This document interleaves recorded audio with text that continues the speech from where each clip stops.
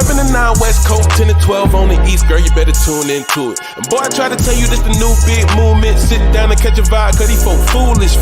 That's what you can bank on, to the bank on. Plus the more mob and the rewatch gang strong. You are not tuned in the Zooming with the zoomies. I'm at Zooming with the homies on, man. Hey, Tom.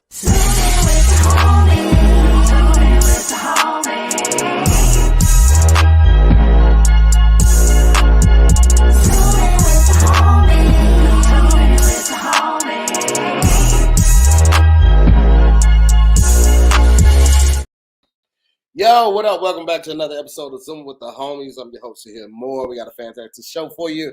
Broadcasting live from the beautiful city of Nashville, Tennessee. Let me tell you something. I was here in Nashville last year, but I didn't stay in this area. I'm in the downtown area right now. Nashville is attractive. I would holler at Nashville. I'll get the number on the low. I ain't saying I'm going to make it serious enough, but when I pop in the city, you know what I'm saying, I'll hit you up. A couple days in advance, too. I give you at least 4 days in advance so you can get your affairs in order, you know what I'm saying? Whatever satellites you got going on, let the motherfuckers know you ain't going to be available for a couple days. Nashville is attractive. They just opened another one hotel here. A new Harriet's is here. Anderson .Paak was here a couple nights ago DJing. Just found out he's on a tour doing vinyl. He's just DJing, and he's only DJing with vinyl. It's a dope little city. Very excited about it. Shout out to everybody that is here. Shout out to the MooreMods. Shout out to the Scary Squad. Shout out to the Rewatch Gang. Shout out to the mods that are here. I saw a couple of y'all in the comments already. Kim Young is here. Angel's here. Azale is here. Virgo Brad is here. Jarvis is here. Jarvis, I like that name. Shireen is here. Miss Mia is here. Thank y'all all for pulling up, man. We got a fantastic show for y'all. We got some very dope entertainers, comedians, creators, writers. One of my tour mates is here. She finna get bigged up. She don't even know how she finna get bigged up in this motherfucker too. Been rocking it. You know what I'm saying? It's so beautiful when you can see somebody's. It's dope when you see somebody's ascension. Like you go online and you follow them, but when you see they shit climbing in real time, you see them every week, man, that shit just make my heart smile. So very excited about the show. Shout out to Farren. She's in the background, holding shit down too. Really just making the shit just go, man. Apologize for the background. So well, I guess it don't have to be dark. I guess I can turn some lights on, but fuck you, I don't need to see what's going on. It's a bar. We at the W, okay? It's a nice ass hotel out here. We're gonna get it going, man. We're waiting on a couple more people to pop in, but when they get here, we'll just throw them in the lineup as well. But we're not gonna hold up the show because y'all is already here. Shout out to Jazz Jones. She's in here. She is editing the clips from the episodes that I will post the week after or the following week after the episode airs, so people can see what went on and what they missed. Jazz Jones just randomly started doing edits of all deaf stuff, and the shit was so dope. I had to reach out to her. I'm like, yo, can you do some stuff for me? So she works with all deaf. She works with me. She works with a lot of people. Young black woman, completely gifted, totally amazing. If y'all need some work done, definitely reach out to her and pay her. Pay her what her worth. Don't be like, yo, I saw you. Can you hook me? No, pay her what the fuck she's worth. Let's get it going, man. We in this thing. Boom. We're gonna add it to the chat. Boom. There we go. Ladies and gentlemen. First off, you know her from Detroit, okay? Went to school. She helped build a school for the less fortunate, laid the bricks down, made the concrete in her kitchen sink. She is infamous for the elbow pose. You understand? She just did it. You saw her scratch her head. She just did it. She can't help it. That's what the fuck she do. Amazing young lady. She is a content creator. She is a comedian. She's a writer. She's an actor. She got her own web series. She all around, ladies and gentlemen. I want y'all to put your hands together for the vampire, Detroit's own Miss Keisha. The vampire. Yeah, vampire. I was just waiting. I was just like, oh, where else we going with it? What else? Listen. Yes, Keisha was born in 1946. Okay, she saw the steel shortage of the 60s. She made it through the riots, and she's still here looking every bit of 27. I did. I was 12 years old during them 67 riots. Yeah. I sold some hot Cheetos out the store. But listen, when you try to hang out with Keisha, she is every bit of her age. Because if you don't catch Keisha, if she don't put it on her calendar, and I'm not talking about a Gmail calendar, I'm talking about like she has a physical calendar from the Hallmark store. If she don't put it on that calendar, she ain't coming, child. Listen, I went to a bonfire last night, At 9:30, it's like my chariot turned into a little pumpkin. I don't give 9:29, I'm lit. We swag surfing at 9:30. I was like, all right, I'm out of here. It was like, what? I was like, I turned into Kawhi Leonard. I'm like, I'm gone. You turned into Kawhi? My body just at 9:30, I don't care where I'm at, I don't care what I'm doing. Shit shut down, okay? 9:30, sis. Listen, I talk about that on stage that I'm at that age. I'm gonna lie to you to your face, to your very face. I'm gonna lie to you and tell you that we're going out, but we're not.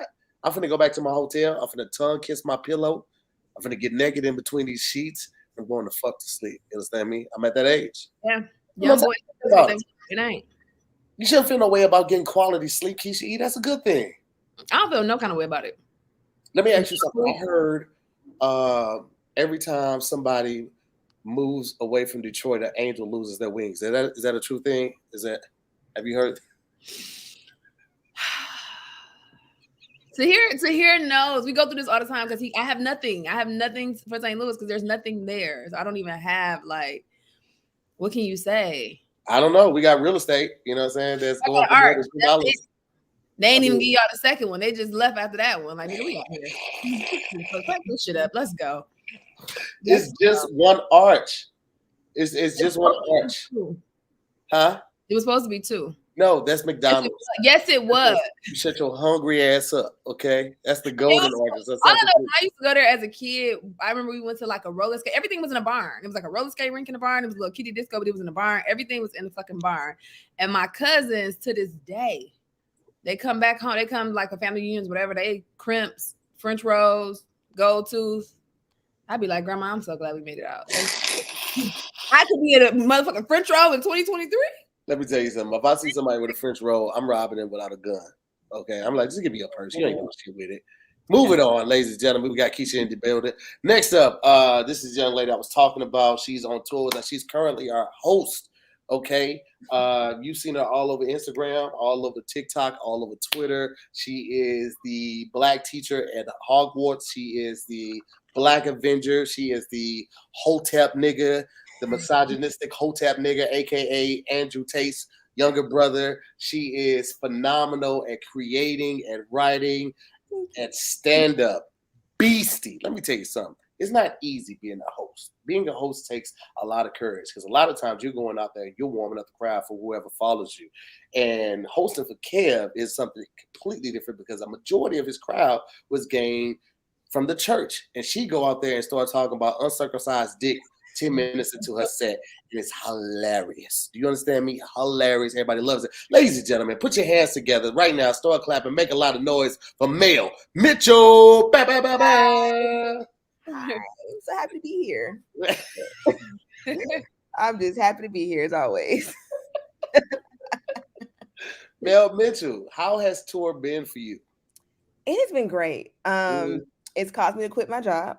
Which is great. Air horns for quitting my job, but it's been really great, and I'm definitely spoiled because I'm with like the perfect group of people. It's perfect. I live like Zach and Cody on the weekends. I get some room service for breakfast, hang out, might go to the gym. I'm having the best time. I'm living my best life right now. And I'm Keisha, she doesn't know how good she has it. We tell her, but until she does her second tour, she's not gonna have anything to base it against. My nigga, yeah. When y'all was doing whatever y'all was doing, first of all, I was like, keep Tahir. Where was y'all at in Arizona? Wherever the fuck y'all was at. I texted. Yeah, we were 2 different places. Yeah. Don't let that nigga come back because I want your spot flash. Me and Ty was like, nigga. So when he first hit me, first of all, I was about to quit comedy. That was number one. That night, I said I was done. I said a prayer. I was like, Lord, I'm trying to walk to my housewife era. Figure it out for me by the morning. I wake up at 5 a.m. to a text from Kev, like, can you do OKC? I'm like, all right, God, I'm going to give it 2 more weeks. Yeah. So when he sent it, I was like, let me check the flights because the flights been tripping these days, right? So I'm like, doing the math on it, like, all right. Then the nigga texts back. I'm like, all right, I'll do it. He was like, yeah, Taylor will hit you with the flight accommodations in the hotel. And I was like, let me tell you something. Flight and hotel. These niggas out here be like, get here how you get here. I've toured with some of the greats. I've toured with DL, learned a lot from him. I've toured with Lavelle Crawford, St. Louis own. He's a legend, not just in the city, but across the board. You can't go to a club where motherfucker don't know the people that I've toured with. I've never toured with anyone except for Kev that takes care of your flight, takes care of your hotel, takes care of your food. Kev was like, hey, y'all gonna order room service if y'all don't feel like leaving the hotel. Just don't go crazy. Just don't go crazy. Nigga, I'm thankful for snacks. Listen, and all the clubs, I've been doing Kev since 2017. The clubs know the same thing. Like, they know we come in, we do our job, we ain't holding them up, we ain't got a whole crazy rider. We were talking to the club owner, George, out here in Nashville. He was like, you guys sure you don't need anything else? I was like, yeah, we put everything in the rider. He was like, it was just water and tea. It's like, yeah, that's all we need. I bring my own drugs and liquor with me, so I don't need nothing else. Okay. Like, listen, you understand me? Yeah, So Mel, on time. Mel, as long as you on time I and was you like, do your job, show, it is impossible to get fired by Kev. Now let me tell you something about Mel. Mel Mitchell, she gonna push that time limit. Okay, we got to be there at 6 o'clock. She gonna be there at 59 and 59 seconds, but she gonna be there before 6. Hello. 6:01, I ain't gonna beat it. And if I am, like yesterday, I had to boo-boo. So I was 2 minutes late. So I was like, y'all, just give me 2 minutes. She texts the group. Let me tell you something. Mel is the classiest of ladies. She's the late member of AKA, but she is a nigga, and I love it. We learned so much about her. I would have been on time. It happens, sis. I get it. It happens. Just to believe. My age, it happened first thing in the morning. You got about 10 minutes. My body be like, oh, we up? We up? Listen, my day ain't right if I don't get that morning boo-boo out. Listen. You understand me? I'll go to a bathroom at the airport, and I'll let people know. I walk in like I'm in a boxing ring. I'm like, oh, we here now. We here. I'm stretching before I go in the stall, as I want people to know. I want the public sex, but at home, morning sex be out at this age. You got 10 minutes. Listen, nothing like trying to hold in the shit. I show out after 5 o'clock with the sex. Okay, morning sex got to be 7 minutes, because once my stomach realizes we up, I'm farting in this bed. Okay, I'm farting in this bed. So let's just go ahead and knock this out real quick. Let's not kiss, because I don't want to disrespect you. I don't want you disrespecting. Ain't no kissing. We're going from the back and from the side. You got to understand that. You ever tried to hold in a fart while somebody? No, fuck holding in a fart. Have you ever tried to hold in a fart while you're holding your nut? You will have a brain aneurysm while you're trying to hold in a fart while you're holding back a nut. Oh, you'll die. You'll die. Let one of them out here. You gotta. Why you doing too much? You gotta let one of them. Because every man will tell you got to get into minute, but we can come like this. So when we go 20, 30 minutes, that's because we trying to make sure y'all get y'all. But we can put that shit in and be like, oh. Woo, that was good. You ever hold your nut while you get some head? You be like, she about to be mad as hell. I wish I was holding my nut. It should be some blowback, literally. Okay. Ladies and gentlemen, moving on. This next gentleman is, like, hands down, one of the funniest people I've ever met in my life. And I remember one of the first times I met him was at the Comedy Union on my Wednesday night. He happened to be in town. And I had heard so many things about him when he got on stage. Everything I heard about him completely was validated. He is just quick-witted. He is just effortlessly hilarious. He has done the college circuit he's done the college circuit since I was in college. I low-key feel like he came to my college before. I know Deshaun did, but no, he probably didn't come to my college. We didn't have no money, but he has done the college circuit for years. He's done cruise ships. He's done Keep Your Distance. He's done Word in His Heart. He is one of the funniest people to ever touch a goddamn microphone. Atlanta's on, well, Georgia's on, because he stay on the outskirts of Atlanta now. He got some money. He got some land. They come in his backyard, and he had workers back there cleaning up shit and raking leaves and shit. Ladies and gentlemen, put your hands together for goddamn More Than Culture. Goddamn fuck it. Georgia's Mr. Ronnie Jordan. Put some hands together. Officially blessings in the house, ladies and gentlemen. I love the intro. Thank you, man. Sorry about tardiness. I'm on tour with Desi Banks, and they turns up for real. We was in Dallas last night, and he had a walkthrough. It's pretty intense. I was like, oh, okay. I get it. Let me tell you something. I know the game has changed when comedians are doing walkthroughs and getting paid. I'm talking about walkthrough packed, people down the street to come see him, man. So it was, all those Cardiff shows are sold out. So it's just a blessing, man. I've been on tour with Desi. I'm also on tour with How Mafia with T.I., Erica, Duchess, Nav, K-Dub, special. Yeah, I was just in St. Louis too. I heard St. Louis showed out. Yeah, St. Louis pulled up. It's like 9 of us, so we rotate out. But meantime, with Desi Banks on the Purpose Chaser tour, that's been going good. I'm kind of now. In my older role as a comedian, I'm kind of like on tour. I'm opening. I'm punching up. You are OG. You are OG. I'm always punching somebody's stuff, so that's the cool part about it's dope. And also on the Miss Pat show too. We coming back season 4. Let's go, my boy. We just shit. Season 3 drops February 22nd. So okay, right around season 2 and 3. I started out as a goddamn warm up and got in the writers' room. So that's how they go. But I've been on Miss Pat since open mic days. You know what I'm saying? So it's just it's a grind. Sometimes they can be like, put me on. They can't really put you on. You got to put your goddamn self on. They can put you in a position to. Like she was like in her mind, I know what Miss Pat doing. She's like, nigga, I'm gonna put you a warm up, and the producer's gonna see you, and that's what it is. And that's what happened. She's like the creator of the show love you. You in here killing every day. So hell yeah, boy. To punch up. That's a cute little shirt you got on, bitch. I see you. You gotta have your colors and things. Yeah. Sometimes, you know what I mean. They want to come on here all black in a dark hotel room. They look like Jeffrey Dahmer house.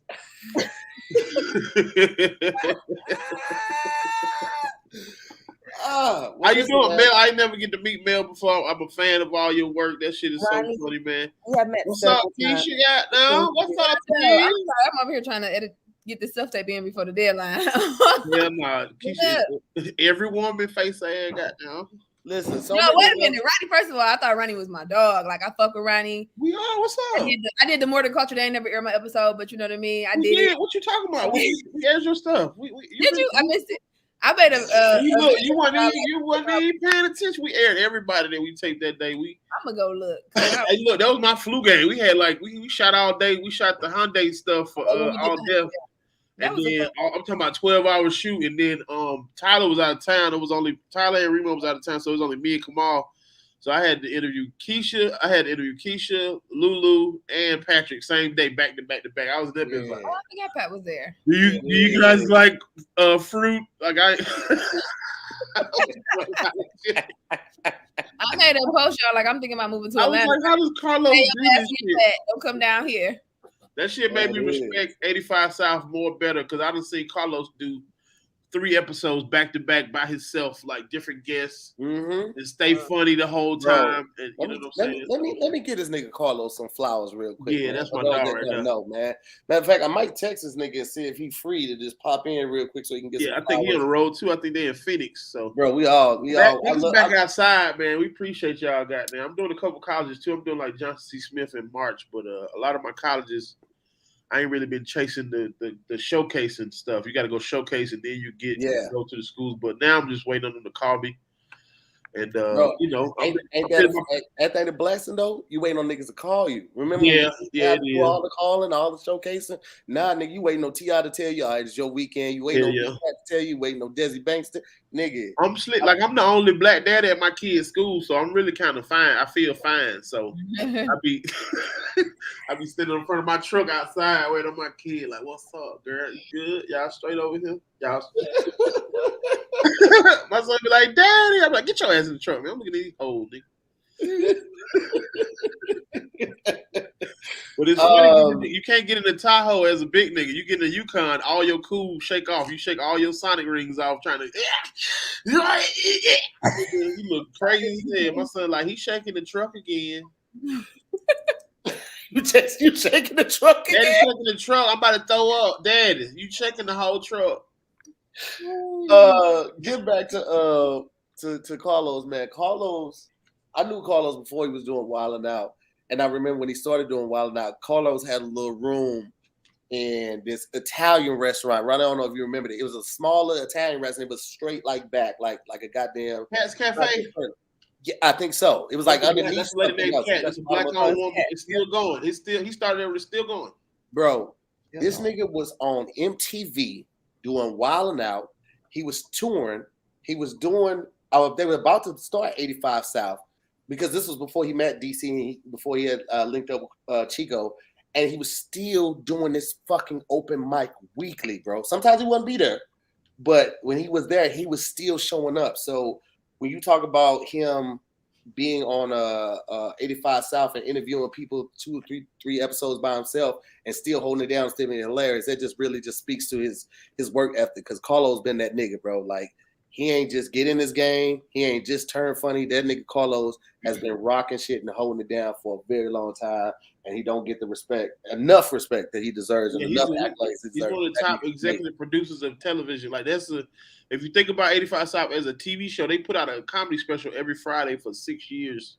Nobody does that. Nobody puts a new special out every fucking Friday. only preachers. You know what I'm saying? Preachers low key are like comedians. New comedy, that's all every Sunday. Your favorites take a year to get their set together. They go on tour for a year. They go to the clubs, go to theaters, go to arenas, then shoot that shit, and then start over. This nigga every week, new special every Friday. So, you know, we appreciate it. We about to do some stuff with Channel 85 right now, man. I'm trying to produce some stuff over there. I'm about to go over there. Because, you know, we Atlanta's Wakanda. So if you don't get together, you goddamn on the outside. You better goddamn get down and lay down, goddamn. I don't know where Black Ron is, man. He was supposed to be here, but you know, that nigga always got something going on with his goddamn internet. That nigga gonna pop up in the courthouse with the phone. I found a signal.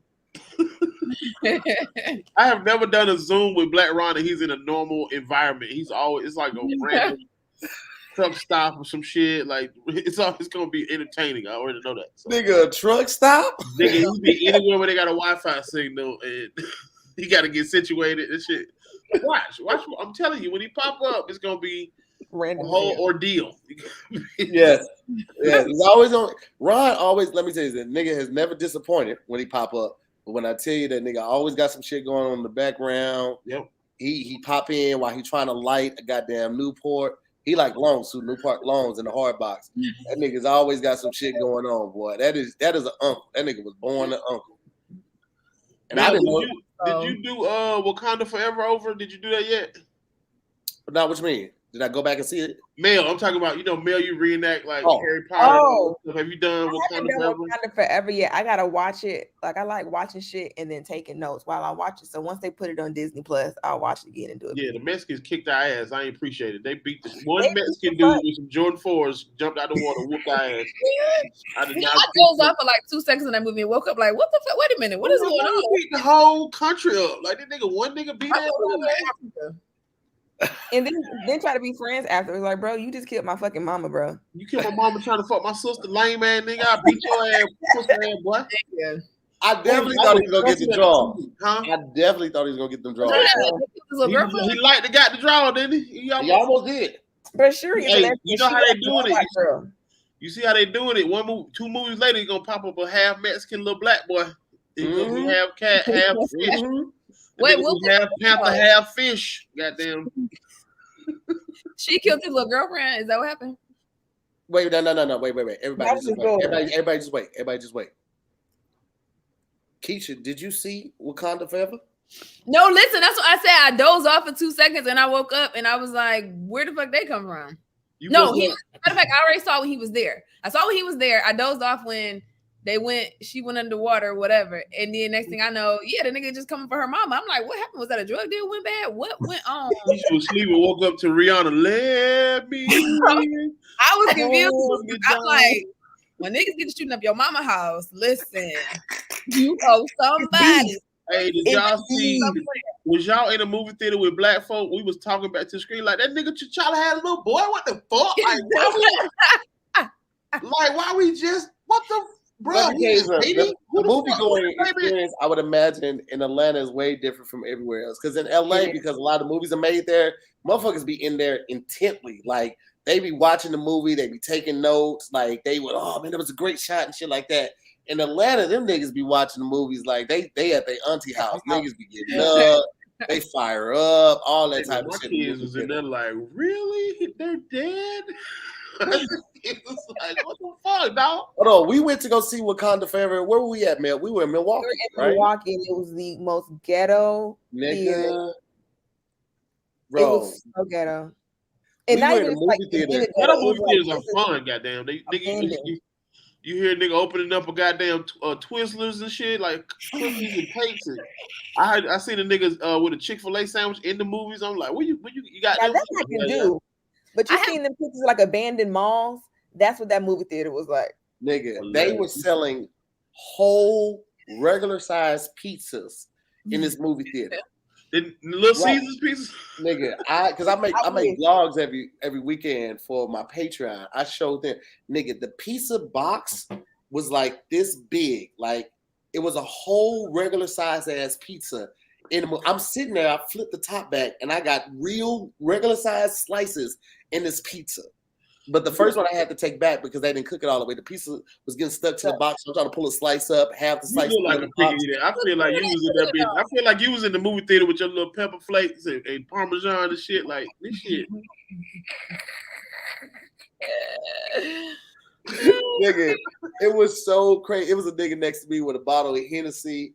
He smelled like a pound, but he also smelled like, you ever been to somebody's house, like an older house, like where they got to put the wind paper up to the windows in the winter, and they got the heat blast, and they smell like their house. He smelled like the 80s in that bitch. Nigga, smell like the 80s.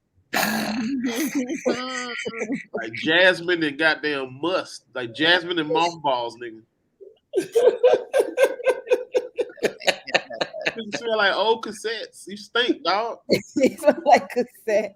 You smell like albums. You smell like LPs in here, nigga. Nigga, I just saw something on Instagram. It was like sound systems in the 80s was so special. We kept them in glass encasing. And like nigga, it had like the record player, the tape player, the amplifier, the radio, and it was like we really kept that shit like in this little rolling box, like it was that special. I remember when we got our first CD player in the house, it was like a meeting. Everybody come in here. Look, you see that? Your daddy paying on that.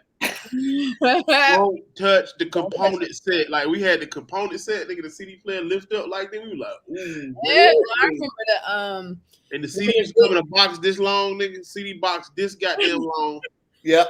Back in the day, it was considered like the big screen, and it was on the thick ass little whatever, you know, the thing, the TV, the big booty TV. It wasn't a big one though, but it was the one that like that stood up. I mean, I stood up. The big tall one, the big 50-inch. Yeah. It on the thing though, like it wasn't no flat screen mounted to the wall. Like I remember when we first got that one. Y'all was wealthy then. Y'all had. Keisha family owned 3 funeral homes in Detroit. Oh, no wonder. She really is in BMF. She really don't want to tell us. Yeah.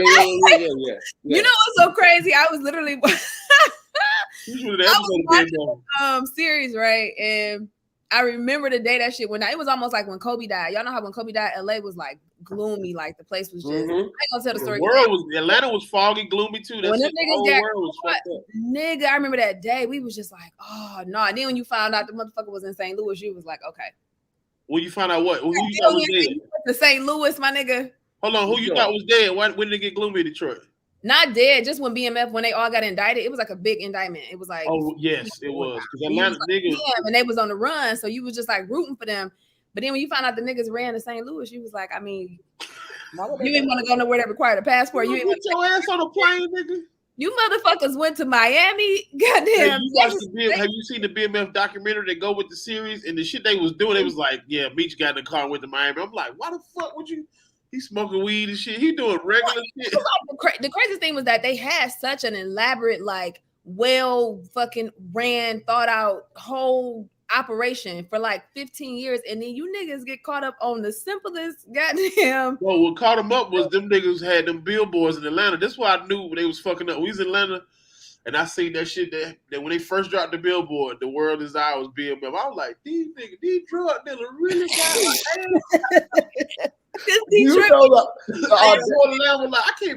The audacity that you have to have to, first of all, written on a billboard if you don't have a business or you're not like trying to get. I'm talking about the billboard behind the So Deaf billboard. The So Deaf billboard is iconic.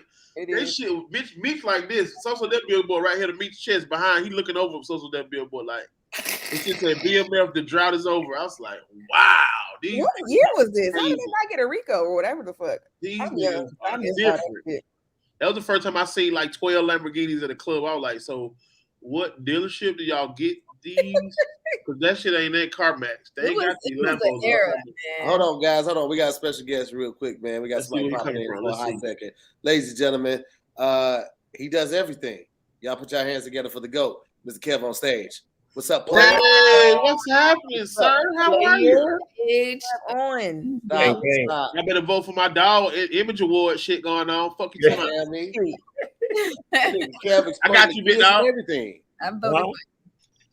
Everybody go vote for Kev right now. Just go to this Instagram and click that link and go vote for Kev right now. You can vote only one time a day, but you can vote multiple days. So go vote. If you don't vote for KevOnStage, your side team gonna fall out. Yeah. What's up, guys? Hey, Keisha. Hey, Kev. What's up? Mel Mitchell. Fancy seeing you here. I know. Haven't seen you in so long. Ronnie Jordan. How are you, sir? How's everything? How's the family, brother? Them family pictures are cute. JoJo was actually smiling. I was very like, wow. Oh, that was every picture he smiled. There's probably 700 more where he was like. I was like, today, Brian. Hey, your sons, the eyes of your sons are like, count your days, Dad. I'm gonna be talking to you. We're gonna run this shit. They are looking at you like, ooh, I'm on your ass, sir. The essence. I said, JoJo is in essence very unbothered. Nigga, do you know what I would do to have my photo in essence? JoJo, like, I'm not trying to be here. That shit's so regular to him. He at school, like, yeah, whatever. Check the links. You know what I'm saying? Yeah. It's good. Hey man, let me tell you something. I've wished Kev was my dad so many times. This nigga Kev sent his kid. He sent Zay to prom. It wasn't even. I don't think it was this. It was a junior prom. He sent it to junior prom, or was it homecoming? Maybe it was homecoming in a limousine. This is just homecoming. This ain't prom. This is just the dance we have in October because school's back in, and we got some new shoes. Homecoming in a limousine. That was up. I just want them to have a good life, man. Hey, you doing good, bro? Because you putting pressure on the niggas who the girl date after them. They like, so is they a good kid too? His dad is like really. Zay ain't even trying to smash afterwards. Zay was like, yo, you want to go watch some anime in my mansion? Like, he ain't even trying to smash. He say watching in the Tesla on the way to the mansion. We can watch whatever in the Tesla. It drive us. It's outside. Ain't no drivers. We just get it. Nah, Roddy, when they try to come over to his house to watch anime, they got to stop at the gate, though. They got to get you clear. You got your ID? I forgot to get you clear, boo. You got to get your COVID tested. We can't have you your ID so I can send it to the gate man so they can let you in. They're like, just give me the code. No. You can't have the code, Shawty. You can't have the code, Shawty. What's your guys' hopes and dreams? Ain't help you with nary a joke, huh? Ain't nobody help write no jokes in this motherfucker. Let me tell y'all something, bro. First of all, shout out to Nashville because Nashville right now is in the running to be in the top 2 cities we've done potentially ever. Every show, the 4 shows we've done thus far have been amazing. Last night, the show was so energetic. When Mel called KevOnStage, she didn't even realize he came on stage. He came on stage, the crowd roared. She jumped. I Michael Jackson stage. I was like, this nigga Kev was feeling it so much, he took his shirt off in the first 6 minutes of his set. No, that was part of a joke, though. It was joke. You didn't hear the joke. Because I was doing it. I don't just tell people that I was out there like stripping for chicken tenders, nigga. You was out here wilding for honey mustard and barbecue sauce. I audibly mute to here. Like this was my StreamYard. I went to mute you and it just said mute yourself. I was like, no, him. I want to mute him. So Ronnie, I was doing a joke and I was like lifting my arm to do the act out. And the first show I had a baggy sweatshirt on, so you know what I'm saying, I'm covered underneath, right? Because I ain't wearing no tank top. The second joke, when I looked down, I seen yellow at the bottom of my shirt. And I was like, dang, I don't know if I saw that or they saw it. So I was like, did y'all see my stomach? They were like, So then I was caught. I was embarrassed because I hate when my stomach hang over. Like, it's one thing when I take my shirt off, I made a choice. If you see my stomach by accident, then you just caught me. You caught me and I wasn't ready. So I was just like, well, forget it. And I took my whole shirt off. Crowd went crazy. It was great. It was great. Hey man, I admire it, man. Anybody that can take their shirt off, I'm with you. I support it thoroughly because I can't do it. My titties will be all about the crowd. I can't do it. Ronnie. I had a black bar over my chest on Instagram. It's just community guidelines. Ronnie, it's so funny how you said, "Oh, me and Mel, we haven't met yet, but we've met at least 13 times." Mel, let me tell you how much weed I smoke. Okay. But the first time, or one of the first times I met you, I was like, "Oh my God, Ronnie!" Like I remember watching you on Comic View growing up, and you had that fat nigga at the dope joke. Hey, there we And go. that's like a classic. And my dad, God rest his soul, who passed away in 2010, to hate that joke so bad because he was a thick poppy as well, and he didn't like man boob jokes. So I, an asshole, would be like that fat man at the dope. Terrible child. Mel, what is wrong with you? What is wrong with you? You were MW. I would do that all the time to piss my dad off. Hey, to my defense, Mel, I've been married so long. If you own a vagina, you just go into a folder in my brain of brown skin girl or light skin girl, and like comedian or not comedian. Like my brain just separate women. Like, okay, human being, lady. You know. I can appreciate that. Yeah, I got the way my marriage is set up. I can't. Side memory for me, and thank you for doing that. You know, I cherish all the memories of my father that I have. I was 22 years old when I did that shit. I was 22, man. You were 22. Ronnie is that was 2003. That was 2003, but it didn't come on TV till 05 because it was like a big bidding war because Def Jam was off. There was nothing else but Comic View, and Walter Latham was trying to make it uncensored, and Diddy they were going back and forth between Comedy Central and HBO because that's when Comedy Central was going to start showing cursing after 10 o'clock. So it was supposed to go on Comedy Central, but it went on HBO. So it came on in 2005. So Wow. So, but every time I go do a school, it's always like a Sigma or somebody. Hey, come here. When we was pledging, we made him say the fat man at the door. This nigga like, hell yeah, that fat. That's a hit that sticks like grits, man. Right, man. I was the same. I wasn't much older than there, but I went to Chico. Chico B was like, "You came to my school." I'm like, "Nigga, I am 3 years older than you." But in comedy years, you are way older. Oh yeah, like OG.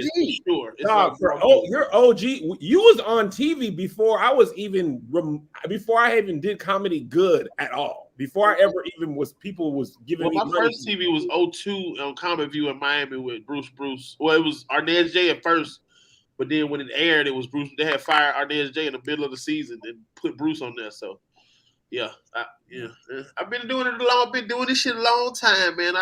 It's good to still be around. And my job is now to make sure all the Atlanta motherfuckers is funny because I don't like it when somebody from my city ain't good. Like, you know what I'm saying? You got a lot of people there though, Ronnie. You can't save them all. Well, not everybody. I'm talking about the ones that got some motion, the ones that's cracking a little bit. You can't go out of town being not good. So, I can appreciate what Ronnie did because when everybody else was hating on social media influencers transitioning to the comedy game, Ronnie saw that as an opportunity to mentor, help, and shape them instead of just talking shit. And that's one of the great things I love about Atlanta. The camaraderie that they display is so foreign in a lot of cities, man. You don't see it that often. It's like it's easy to talk shit from a distance, but I love the fact that I pride myself on surrounding myself with solution-minded people.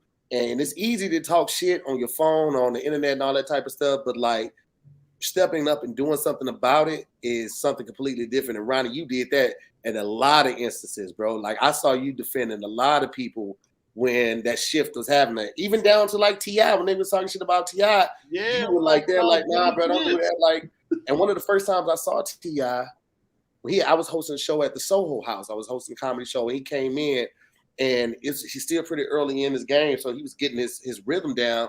But the showmanship. He already got it. On stage. The jokes don't come, bro. It's like getting up there is the hardest part. The jokes will come. You got to get repetition. It's repetition. That's all. Yeah. We wasn't good at first. A lot of comedians forget we was terrible at first, but we was terrible in the dark. So we had 2-3 years of horrible in the dark. These niggas, when I tell you, I remember seeing Desi Banks in the back of Cat. You know that club you was talking about? I remember hosting Cats. and seeing Desi in the back, like watching. He wasn't going up, he was just watching. I'm like, hey, that's the little tweet nigga. You know what I'm saying? Like, then, you know, to see him now go up and do an hour, I'm like, damn, this nigga picked it up quick. You know what I'm saying? Because it was a conscious decision for me, because when I was younger, when I first started, the older comedians like Nard, C-Dog, and all the rest in peace Nard, rest in peace Tyler Craig, all them Atlanta comics that was funny, they was mean as shit. Like, they never helped each other out. Not those guys, but they helped me out. But the culture was, I got mine, get yours, young nigga. And I'm like, that's exactly what it was. Because I was always like, I'm getting niggas promoters numbers and shit. That's when niggas had to, you know, trade promoters numbers and shit like that. And I was like, you catch more flies with honey to me. And I'm like, why? Bro, these young niggas, because they coming anyway. And I'm looking at the landscape. I'm at the colleges. These kids don't give a fuck about the regular comedians. They want the niggas they watching on their phone every day. And I'm like, because that is Comic View. Comic View. TV was the biggest thing, because that was the only medium where everybody could see you. Now that's why they, you know, Comic View and shows like that always struggle to get viewers, because them people are like, I'm not finna tune in Tuesday at 10. Right. Desi just dropped 4 skins. You got me fucked up. Like, Kev just dropped 5 split screens. Like, don't nobody care. Duh. And they tell people all the time, like, if you like say Brad Pitt or Denzel, that's your favorite actor, and you watch every movie that they do and every interview that they do about that movie, you see them for about 6 weeks of a year. That's it. And then the movie, that's like maybe 8 hours of content for the whole promo period of the movie, including the movie. If you like someone like me, for example, you see me for 8 hours by Friday. If you watch all the podcasts, and that's you just consume way more content. So it's when you come to town, they're like, oh, I'm pulling to see Kev. And the other thing that most comics don't realize, a lot of these people didn't grow up watching stand-up, and they've never been to a comedy show at all. Like, this is my first show. This was great. I didn't even know we had a comedy club in Nashville. I'll be like, how you didn't even That's the good part, because y'all bringing a whole new. That's why I was telling T. I called him. I was like, bro, you got them people talking about stand-up comedy, even when you doing your movie promos. He tell how he started. He tell that K-Dub brought him up. He tell that story. And I'm like, that's more ears to get people to listen to like stand-up is already a subgenre, and black stand-up is a subgenre of a subgenre. It's like being a sneakerhead and you only collect ASICs. Yeah. That's right. Like, nigga, it's very hard to do. That's very hard to do to find your community. It's hard to find your community. So, you know what I'm saying? It's why A6? There were so many different shoes. They some fresh ass shoes that everybody don't fuck with every time. Everybody don't fuck with it. They to hear me getting A6. That's why that was so funny to me. Yeah, man. I like A6, nigga. I like the gel like threes. They ain't got no tongue. They got the split shit. They put niggas with fat ankles. The landscape for comedy has changed so much, because, Ronnie, when you were talking about early on, when you were starting, in the 90s, it was very much a solo sport. Like you said, like, I got mine, nigga, young niggas get your I started in 2001. Don't put me in the 90s. I ain't that old. Don't put me in the 90s. Well, I'm talking about the people from the 90s. The people from the 90s. It was very much a solo sport. So, like, you got like T.I. and a lot of the social media influencers coming up, and like, it's just changed so much. Even with Kev, man, like we were talking about it earlier, the way that he books the tours, the way that he takes care of the people on the tour with him. Like, people be like, yo, how I get on Kev? And I'm going to let you know, I'm a gatekeeper now. And I'm like, you can't. All the spots is filled. Yeah. You know what I'm saying? And I'm coming off the bench, so. Yeah. I'm like, nigga, we got it's big nepotism, nigga. It's big nepotism. And that's how they be looking at me at Desi show. They be like, you got some guest spots. I'm like, nigga, I'm the guest spot. Fuck, nigga. People be DMing me too. You think I got a kind of power, nigga? Get off my page. I got the power and I ain't sharing it. I'm gonna let you know, nigga. I'm gonna enjoy the water. Sharing. And you right to the OGs. I see why niggas didn't share before. It feel good. I'm not sharing. To hear you are correct. The OGs, they don't pay like that. They pay an opportunity, and you get a look with me. Kev got your hotel. It's a Mexican dude out there in the Escalade with a sign. It is. Like, oh shit, that's what's up. You know what I'm saying? So it's a big deal. Like, every time. Like, Desi take care of his people, man. Desi do real good. T.I. do real, man. T.I. especially shout out to Clay Rubicon Entertainment. They giving us the respect, and they treating us how we supposed to be treated. So you'll know how you supposed to be treated, because they used to be putting us in crazy hotels. I done seen. My OG Nard I used to have him. He used to show me how to make the promoters act right. He'll be like, bruh, like if it's a hotel with the door, you know, you can see the door on the outside. He like, bruh, we ain't staying in this motherfucker, dog. We don't know y'all niggas in this town. Like, nigga, would you put your mom in here? That's the first shit he asked the promoter. Would you put your mom here? You know what I'm saying? So that's how it be, man. So, you know, a lot of these dudes, you got to get your own room. You got to fly yourself there. But, you know, just being an opener, you already counting your money. You like, damn, I got to pay for this ticket. I got to do this and that. And I'm going to take home this. But, you know, that kind of eases it. That makes it easier to be funny when all that shit is taken care of. Your brain can focus on the job, and get it done. You know what I'm saying? So I appreciate people like Kev, Desi, fucking T.I. That's changing the culture in this shit. Like, man, we some superstars. Motherfuckers cannot do what we do, but timid niggas can't even read in front of their fucking coworkers. You know what I'm saying? So to be up nigga on stage is a big deal, man. It's motherfuckers that be looking at us like, wow. And every show you do, you inspire somebody to go do some shit they was talking about doing. Like every time it's somebody come up to you, I'm sure they said I started doing this and that after I saw y'all. You know what I'm saying? Dog, Ronnie, I just realized you started in 2001 and taped a TV special, taped a TV spot in 2002.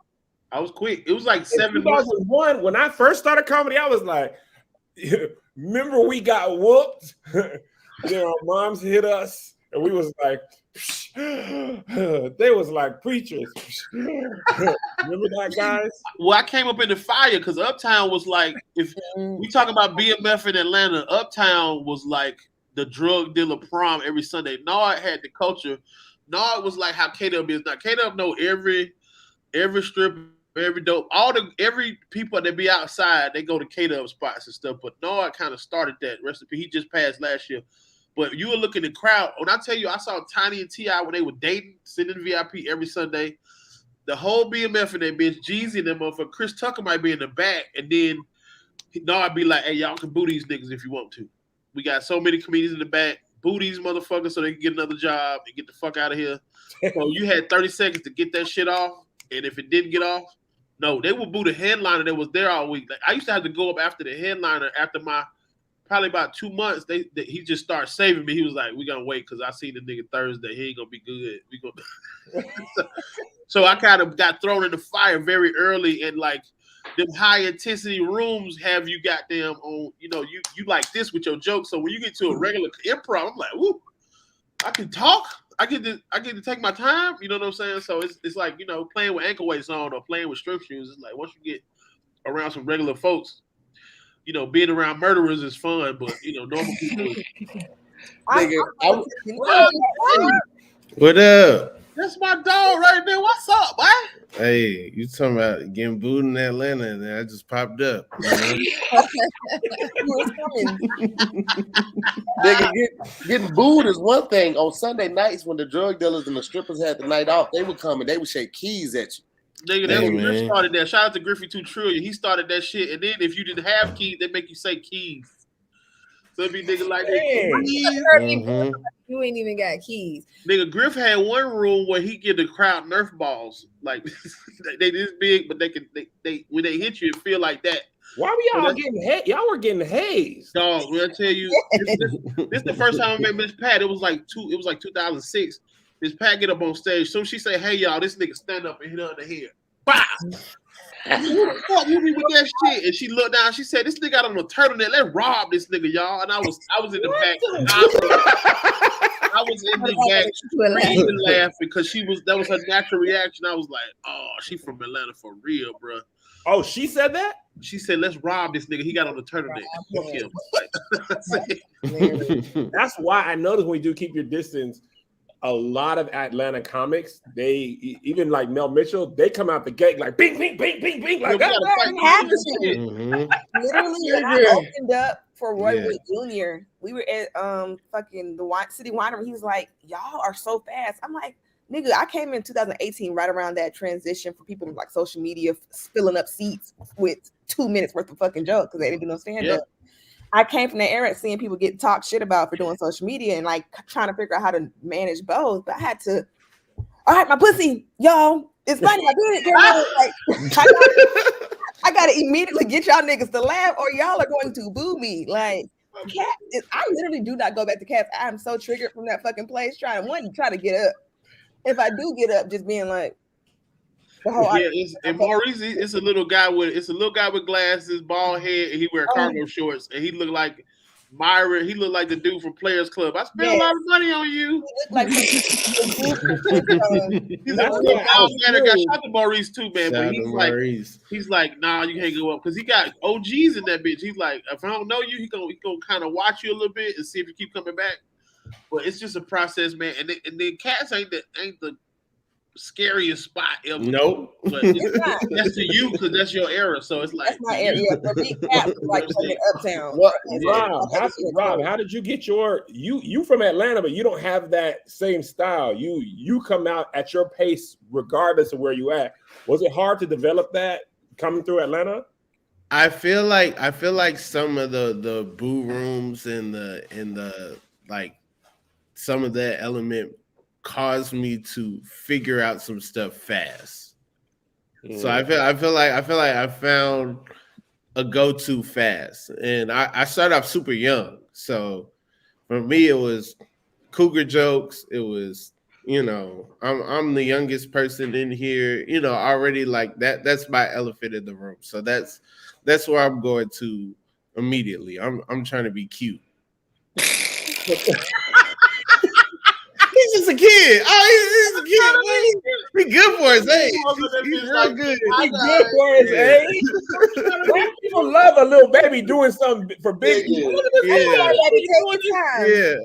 Nigga, that's what Jared Kelly knew that early. He got all his sons doing comedy. Yeah, all his sons doing comedy. I hate it when they came in town. They take all my cuteness away. Yeah, they took it all out the room, baby. He had the babies like children. The little one is the funniest one. You be like, this little is a fucking animal, dog. Get him out the way.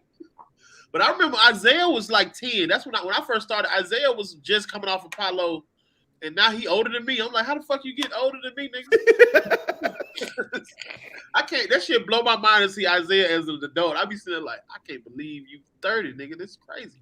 I remember when he was coming up with his dad, and then they got the grandson going. I was like, dang, because I didn't know my dad. I was like, maybe we could have did it. Me and you, Papa. You got a sitcom family. I definitely want to see the KevOnStage show with your family. Bro, I'm trying to tell you, we have been. If I got a sitcom, I would cast my children because my real children, it would never work. Josiah, tell him the story. Tell him the story about sending them a text message. You told us last night. Oh, dog. So my kids never hit me back on the text. Never hit me. I mean, personally, in the family group chat, I be sending like cute dog TikToks. You know what I'm saying? So at dinner this week, I'm like, yo, man, I be on the road, man. Y'all hit me back on the text, man. I'm trying to connect with y'all while I'm on the road. I'm out here trying to make the money so y'all can have the house. Hit me back. So I sent my son, I'm going to read it so I make sure I don't even lie and exaggerate. I sent the family the cutest dog video. JoJo gonna respond. That's so cute, Father. Thank you for being in my life. Oh man! Just leave me on red if you go act like that. Hey, let me tell you something. Ain't nothing worse than a Christian asshole. You be like, my nigga, you gotta stop being polite with your rudeness. I don't like this shit. You super saved dickhead. I don't like this shit, bro. You did it all the way correct. That's funny as hell. I bet your kids got a set. I bet both of your sons got a set about you. Okay. Oh, dog. Listen, to hear you can never share this out. And cut this out of the final. Edited this shit. Look at this shit. Isaiah didn't know. He don't know this, but the family. The iPhones be connected via family. You can put reminders and counters and stuff. He didn't know this at the time, but it's probably about 4 or 5 years ago now. He had used the notes section and he wrote like a stand-up monologue, but he had jokes about Gollum and he had cuss words in there. And I was like, first of all, you cussing. Second of all, they're well placed. I mean, it's just I gotta cuss so well. Wow. Justified cousins is great. I like it. Listen. The kid doesn't cuss in front of us. She won't do anything. She don't even say nigga. Like the kid don't do nothing, right? But we caught her while she was gaming with one of her friends. She's like, y'all want to fuck with your girl. I'm out here. You know, did you say you were like, oh my God, every now and then she will slip with Farren. She'll say like shit or something with Farren, but she ain't never said that with me. And I told her like, just cuss one time so you can get it out. She's like, no, I can't. She does all of this. I know you be cursing. I know you be cursing. I asked my kids the other day. One of them just turned 9, and the other was 7. I said, "Y'all be cussing?" He talking about my 7-year-old said, "Not no more." I said, "What the what?" You probably stop cussing. I don't cuss anymore. I said, "Cameron, you cuss?" I don't cuss like that, like niggas. Like that. That shit funny. And they tell me to turn the radio off if it's cussing on the daddy got cussing and change it. I'm like, okay. Y'all you do it? Oh, your kid's young. Your kid's young though. How old are your kids again? Your youngest? My youngest is 7. My oldest just turned 9 on January 3rd. So yes, man. 3rd grade and 1st grade. Yeah, my kid's 17. She grown. She about it. March 7th. March 10th, I think. March 10th, she graduate. Gone. I'm gonna start treating her like a nigga then. Because like I already started easing into it. She was like, "What's for dinner?" I'm like, "Shit, what you gonna cook?" You know what I mean? Well, I was gonna ask you the same shit, my boy. Yeah. But after she graduated high school, nigga, training wheels is off, baby. This real life. This is real life. Hey Rob, hey man, good job on Sherman Showcase, man. God damn, boy, you doing your thing on that, boy. I'm telling you, that's a funny ass show. But y'all app is very obscure to find. It's a hard app. Nobody. Hey man, I'm trying to get the bootleg of that bitch. That shit is well guarded. The first season stuff is on Hulu. I think the second season is coming to Hulu soon, I believe. Mm-hmm. But yeah, that's so funny as hell, boy. If you want to find it right now, go get that AMC Plus app. See, obscure app. See that? Mm-hmm. AMC Plus, go get it. Low-key, Rob Haze be writing on everything and be acting on stuff. He low-key he's written. That's why his background blurred. He don't want y'all to know how. Yeah, he'll let you know. Man, listen, Rob is the type where this is Rob excited. Rob is very excited to be here.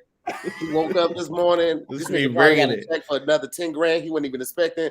This is Rob excited. This is what you're gonna get. So like the first couple times I met Rob, I didn't know if the nigga liked me because this is the energy you get from him. Like, what's up, Rob? Be like, hey man, how you doing? Everything he responds to you with sound like it's got a question mark on the end of it. Like, hey man, how you doing? It's like, you fuck with me? I don't know if you really fuck with me like that. Hey man, I'm proud of Rob, man. I used to have Rob used to be at UGA, man, when he was in school, man. I do a show at UGA. Rob on the show. Bring your ass. Come on. Mm-hmm. Let's go. Ronnie passed me my first mic.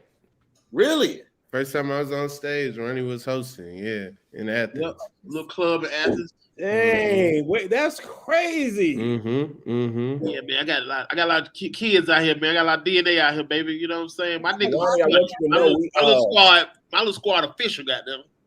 We just got the reinforced stage, man. Ronnie broke my first stage. So my God. They just showed me at the office last time. Said, "Hey man, we got the people coming up. We got the steel now and stuff. So you hit Ronnie can come back now." Was it an act out? What was you doing? No, what happened? Tyler, morning coach, Tyler broke a chair the other day. Right, the chair was already broke. And I was like, I broke a stage. They were like, "How you break a stage?" I was like, "A KevOnStage show." I just hopped down. They was like, "Why you hop down?" I was like, "Cause I did good."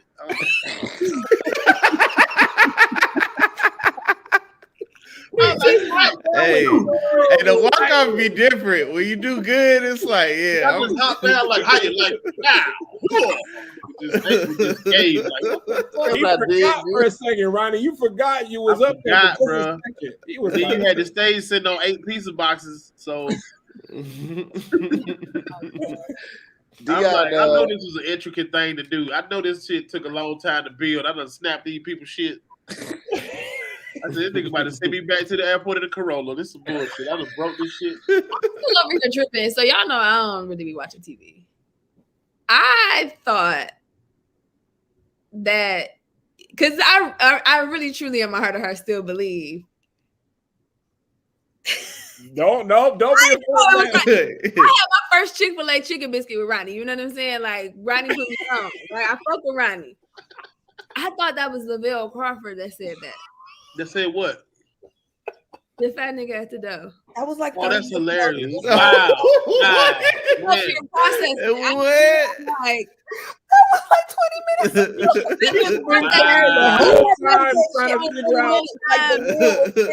I never knew. Good night, y'all. I'm out. It's been fucking with me for the past 20 minutes. I've been Disrespect. You know what you just did? I didn't know. You remember when Erykah Badu was getting interviewed by DJ Academics, and she was just like, "Man, you look like somebody" for the whole hour. And then she was like, I saw that in real time. Jerry from Tom.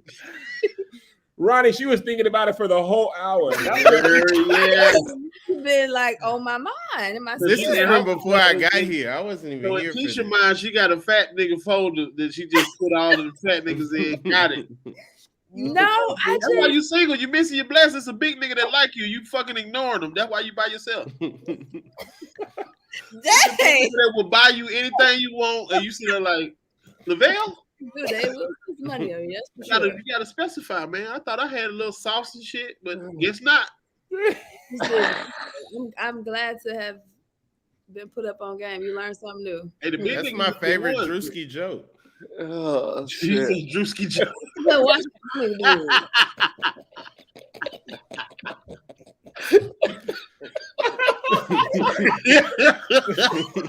That took me a second, Rob. I ain't gonna hold you. It took me a second to realize what was happening. Hold on 1 second. Wait a That's funny as second. Keisha, I am not mad because you already known for not keeping up with the black shit you post to. Like, hey, man, you get a pass. It's cool. It's fine. Hold on. Are you sure about that?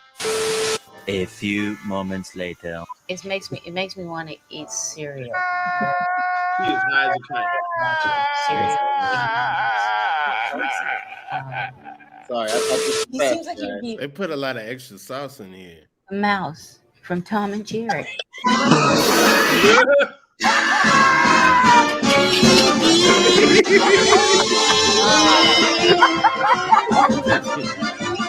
nigga. Yeah, that's funny as hell. Did she have jewelry drool? Yeah, Like she had a little like chain drool? Drool? Did you say jewelry? Drool? Chain off her lip like a. Yeah. It was like it looked like drool, but it was gold. Oh, I thought you were talking about drawn. I thought it was some spaghetti on the mouth. I was like, okay, if I do doing her thing, all right, no judgment. did y'all see this? This one video right here. I don't know if y'all seen this right here. This was a good one though. Goddamn, where's that? Okay, here we go. It's gonna be something that it ain't supposed to be. Somebody said once y'all draw Rob, he looks like he easy to draw. You gave the headphones away because I'm gonna kill it now. Watch out, boy. Oh shit! No. That's the Nigerian church members. You try to get him done for that pump. He done hit that Percocet during the church service. That's what happened. He felt good. Oh no. He fell on beat though. It looked like he got beat up by a invisible person. Was that the end of the song, Kev, when it happened? It's the end of the song now. That's what it is. He hit that goddamn show over. Hey, did you think that was Lavelle Crawford on the drums?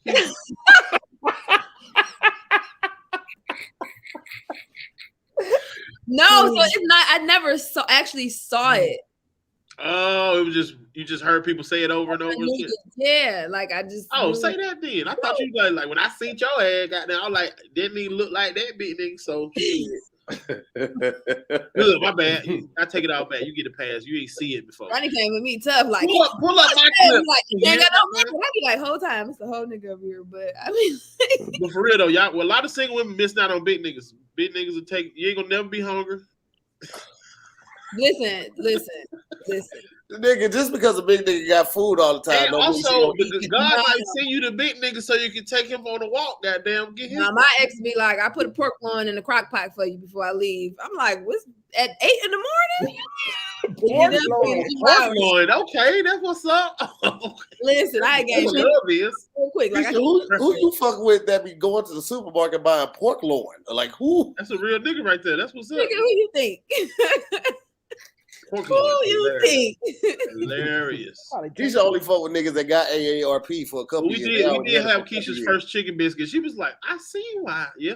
This is it. It changed my life. And we was on the campus. We was at Clark, Atlanta. It was very black. We had a very black cultural experience. I was like, wait. To share this that was at the Kia shoot, the Kia commercial shoot? The Hyundai. That was your first time having a... It was Hyundai, yeah. It was Hyundai, you're right. Yeah, don't forget. Yeah, she had her first chicken biscuit in Atlanta on Clark campus. That's hard. Like, can't nobody say that. Like, run my card. Nigga, like y'all be trying to run that shit, boy. They took your black card still. You didn't get it back. I don't think so. I feel like I did some very. You gotta win like a round robin Uno tournament or some shit to get your black card. You gotta play everybody on this Zoom in Uno. Diana F said, "Big guys still be cheating."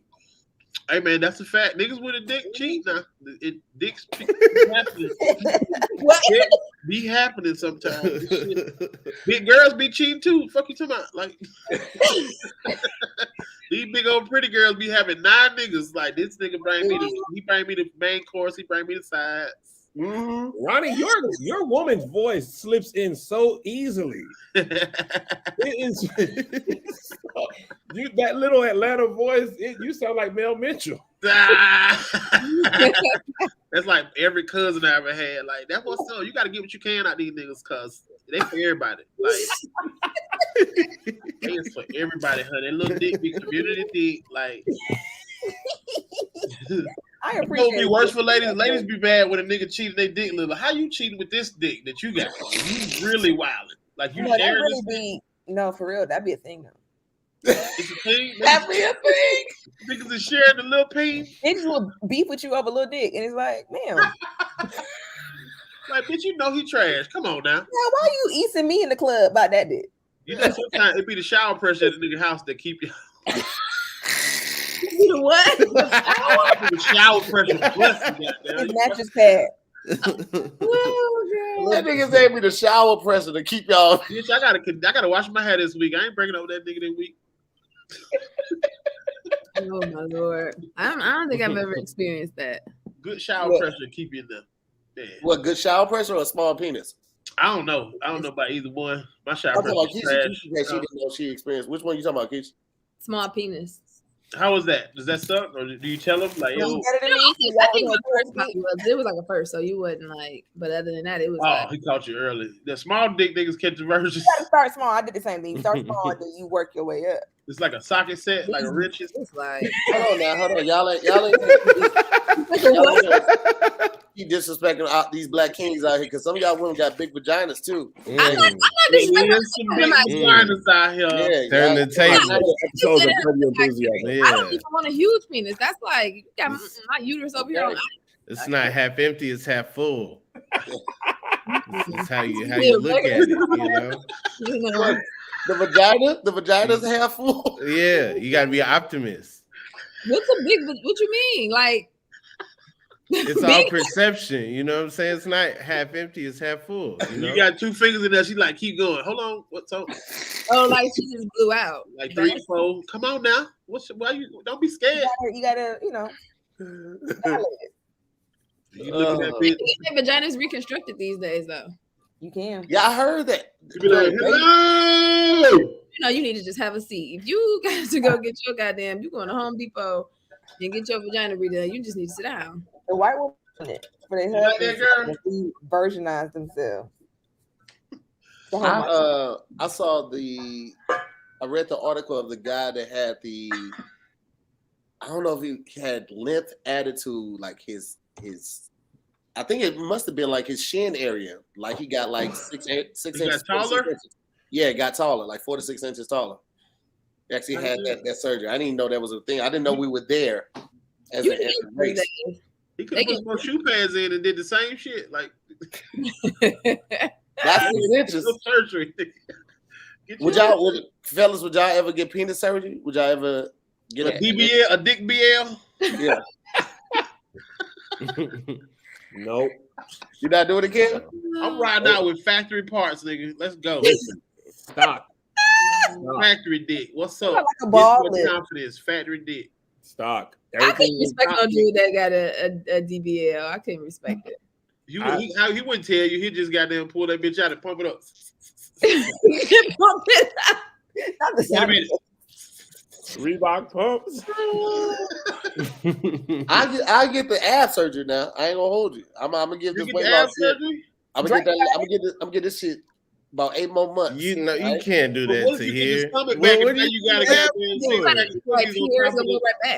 What do you need abs for? We're gonna have abs for 2 weeks. I'm gonna get my stomach stapled, okay, and then I'm gonna get these goddamn abs. It's gonna come back. So you gonna go in Quick Trip, no shirt on, abs, and grab one of them hot dogs? It's not even gonna look right. It's not even gonna look right. It ain't gonna look right at all to you. Mel, either laugh or don't laugh, okay? No, pick a side, baby. That is so nice. I was gonna support you and say once you get the tummy tuck, you got to get the tattoo that the girls be getting a couple of. Oh, that's hilarious! The C-section tattoo with the roses. You got to get the tummy tuck tattoo. Get some flowers or something. You probably like. Wait, is that why they get that tattoo? And then connect it to the back of your gun. Yes. Thank you so much. And maybe connect to the guns. That's perfect. Yeah. You got a little back tattoo to it. Guns and Roses. Okay, all right. I wasn't with it till you said the GNR. Now, that shit got, and I already got the roses on the leg. So some hips from the back. Hey man, get your abs, nigga. Keisha, you always find a way to take it too far, sweetheart. You find a way. From behind, you don't get afraid every time. You be like, damn. Devastating news when Keisha be like, you know what? I didn't even know that. Here, don't get abs, man. Just get your abs, bro. You say what? You say just what? Be who you are, man. You look like that. Yeah, I got the idea from you. You were talking about getting the sculpted abs too. I was just playing though. I know you wasn't. Look at your face. You got 40 for real. That dude. I support y'all. Workshopping it. Kev, don't do it, Kev. One deal. What's the purpose of abs? For the girls, man. It's not even like, like what can you do with abs that you can't do without abs? I mean, take my shirt off in public. How your shoes? You can still take your shirt off. Fat Joe take his shirt off. Rick Ross take his shirt off. They don't got no issue. Money makes you more confident. Okay, that's why Kev had his shirt off on stage last night. He was like, "Y'all laughing and taking pictures, but nigga, I made 150,000 this weekend." Okay, yeah. What was the origin of that? Like, how did that? I'm gonna tell you, right? I'm gonna tell you. I'm glad you asked because I don't just do that unless there was a reason. What happened was I was doing an act out. I got a joke that requires me to put my hand in the air. Okay. I had a smaller shirt on than I usually perform with. As I looked down, I seen some yellow, and I said, "Oh no, was that my stomach?" I asked the audience, "Did they see it?" Yeah, I'm yellow underneath. What was yellow? It was not. Listen, I'm gonna tell y'all what happened. I was there. Me and Mel were there. We saw the club. Y'all know Zany's in Nashville has a monitor, so you can see what's happening on stage. Kev was doing his joke, and he was eating a chicken tender while he was doing it. He dropped some honey mustard on his shirt. That's when he looked down and he saw yellow, it was the honey mustard. He took his shirt off so he could lick the honey mustard. That's what we started recording. He was like, "They said no phones. They said no phones," because he didn't want us recording him licking the honey mustard off of his shirt. Yep. Y'all was wilding. I was at a bonfire, so I couldn't watch the video, so I saved it because I was like, "What is happening here? Is Kev trying to make some extra money?" Who all in Nashville? Is Mel, TAHIR, and Kev? Are y'all in Nashville? Mm-hmm. Yeah, they're literally like feet from each other.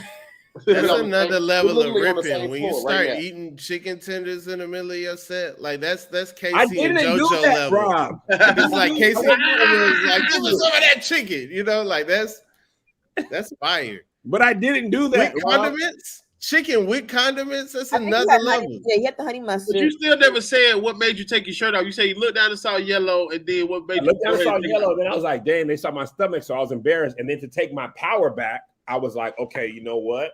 If I'm gonna have my shirt off, then I'm just gonna have my shirt off. You would have okay. Wow, real quick. You look like a 80s wrestler. Okay, so you do the rest of the set with the shirt off, or there's a brief period where you put the mic in the mic stand, cover your boobies, and then you got to put the shirt back on. I put my shirt back on. Once Tahir and Mel came out with their phones, I was like, this is over. Boy, that's so it broke the audience's trust. We supposed to have no phones on, and they had phones on. You are a G-unit wife beater away from greatness. But since your shirt is off, we see where the abs can go and how the surgeon can really. Nah, man. I'm telling you what. I already picked out my celebrities who are in my build who are killing. Jack Black, Brian Tyree Henry, Jonah Hill. I'm cool. I'm writing London as your love interest next. Did y'all see? Did you see You People with Jonah Hill? And I ain't seen it yet. I watched it. Did y'all get offended every time Jonah Hill touched Laura London? I was like, you can't touch Nip Girl, fam. I don't like it. No, I did not. I was getting mad as shit. I'm like, you don't get to touch the queen, white boy. Sorry, I'm a fan of Superbad, but no. That was this whole discussion on Twitter. People were like, there's no way he could get her in real life. It is a movie, nigga. Obviously, it's LA too. LA, you know, black people don't mess with the black girls, so that looked true to me. And also, people greatly underestimate how funny. The funnier you are, the more handsome you are. If you funny and cool, be like, ugly is what ugly does. We having a good time. Women are more forgiving. Ugly can go a long way. You can be funny. You can be powerful. You can be rich. You don't even have to be rich. You can be really funny. You be like, this nigga is great. Every comic in the world doesn't laugh somebody out the panties that they didn't deserve. Of course. I got to trick my wife every day, goddamn. Like, hey, look at that cute self. Rob, when you talk about like eating chicken tenders on stage, I pick off people's plate when I'm. That's what I'm saying. You lying on me, and that's something you actually do during COVID. That's hilarious. You wow. You eat off strangers' plates. Mm-hmm. That's why you caught COVID 7 times, nigga. Probably. You're not lying.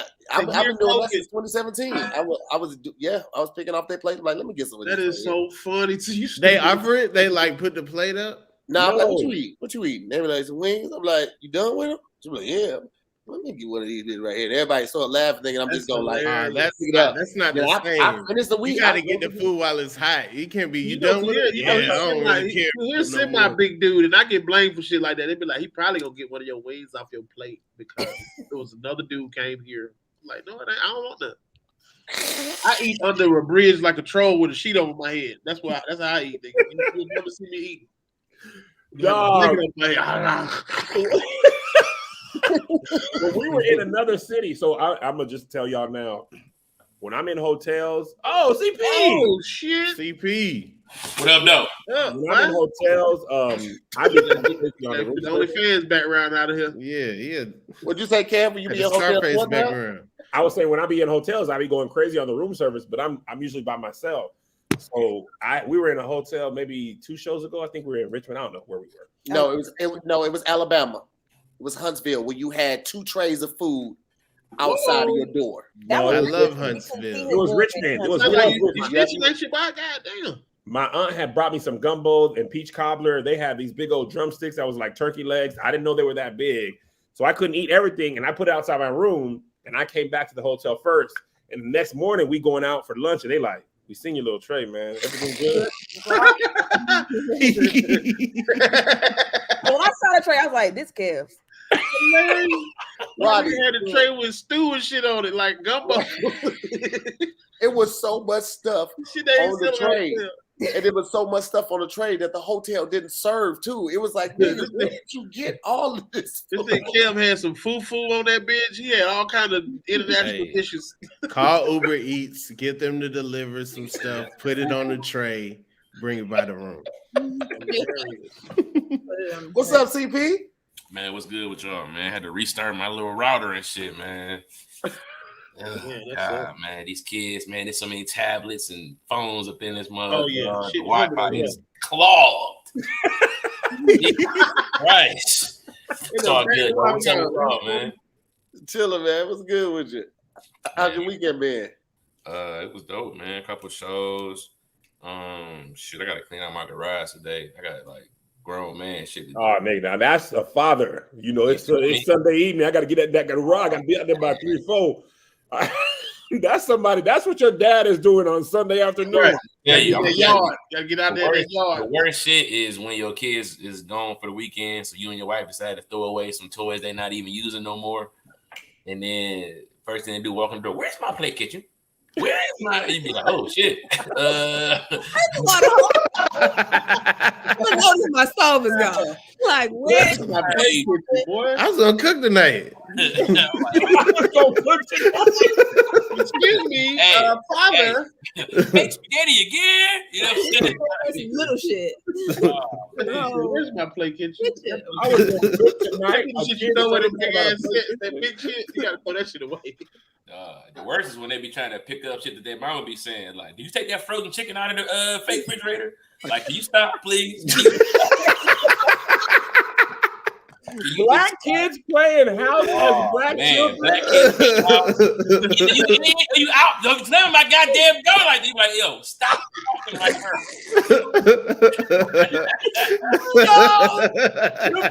Black kids in their room just fussing. Look, my daughter brought me a plate of food when she was a baby. Like, played her little fake food. It had like some tomatoes on it or something. And I acted like I was eating it, but I was playing the game. She gonna come back and say, "I tell you what, you're not gonna do. You're not gonna move till this food is all gone." I'm like, I ate it twice. What are you doing? Did she like to spank the toys? She spanked the toys until all this food is gone. I know that. I'm like, all right. I'm gonna tear this tea party up. We got you eating plastic tomatoes for real, so you can go to the bathroom. I told her it was salty. What that? She said, "Well, fine. I tried my best." I was like, "Look."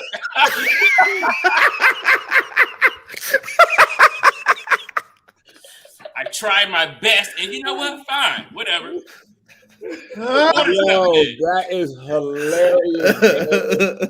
Hey, do y'all, you know what's funny about having kids? I remember like carrying on some of my parents' stuff, but having no reason. Like my kids like drinking juice before they eat. Like, put that juice down. I'm like, my God, why am I telling you that? You can be thirsty too. Sometimes I want to drink some water before I eat. I'm so conditioned. Like my wife be laughing at me. I won't even touch my drink till my food is over. I be suffering through some biscuits. I'm like, what? Y'all couldn't drink y'all water? water? That. She be sitting there. I'm like, drink the juice. She's like, I can't eat it. Like, what the fuck? My mom You said, had to eat all your food where you could drink. If you drink it, you gonna ruin your appetite. So you gotta like fill up with food and then soak the food in whatever juice you decided. And that's how we became fat. Honestly, like you know what I'm saying, like. That mixture of drywall inside of our bodies, you know what I'm saying? Thanksgiving cement we ate, you know what I'm saying? Like, not much stuff. Dog, just torturing ourselves as kids. Like, I remember as an adult, I had this realization. I bought an ice cream thing and it was nasty. And I was like, I got to eat this all. And I'm like, I don't. Nobody's nothing going to happen if I don't eat this. I can throw this away. It was $2. I don't have to. Nobody's going to whoop me. I'm 39. I don't have to eat this. That ice cream sandwich was a lot, bro. It was intense. But I still feel like, because my mom used to be like, no, you asked for it, you got to eat it. But I was like, but now I paid for it. So if I don't like it, I don't have to. But I'm scared. And remember the first time you saw your mama not finish something? Like, wait a fucking minute. What is going on here with these goddamn food? Who leaving all this chicken on the bone? Who don't have any teeth in here trying to sucking these wings? The rules apply like when you went out to eat, like at a restaurant. Oh yeah. My mom used to give us a sandwich before we go. You ain't finna be embarrassing me in this. Go on, get y'all, fix y'all a sandwich. You ain't finna wear your daddy's out. The free Applebee's sandwich. You can't be hungry. Your mama make you pre-eat before you go to a restaurant? Yeah. I ain't gonna lie. That tracks. I ain't gonna lie. That tracks. You know what I'm saying? Like, me and Ronnie went to lunch one time. Like, trying to get a little free lunch before we go to lunch. Like, stop. We're going to regular lunch. Trying to get a little. I said that nigga Tesla the car said, "Whoa, bro." Hey, hold on. Hey, Ronnie. Hey, Ronnie. Remember them waffles? Hey, them waffles was hidden. I ain't gonna hold you up. This nigga had the freshest orange juice. Where'd y'all go? Corner Don't Bistro. tell them the spot, goddamn. Yeah. Text it to me. Text it to us. Yeah, you right. We don't want the riffraff over there, guys. We got right. protect our food spots at all costs. You dig? Yeah. It was Ronnie first time going there. They was like, Ronnie?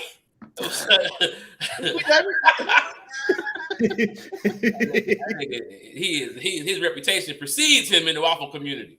This nigga, the orange juice tastes like it was made out of cuties. I was like, damn, this juice good as hell. Cuties are, bruh. I don't care if they're scientifically wrong, nigga. Whatever y'all, that was when science. What's wrong with cuties? They taste like some little orange abortions. Like, come on now, let these develop.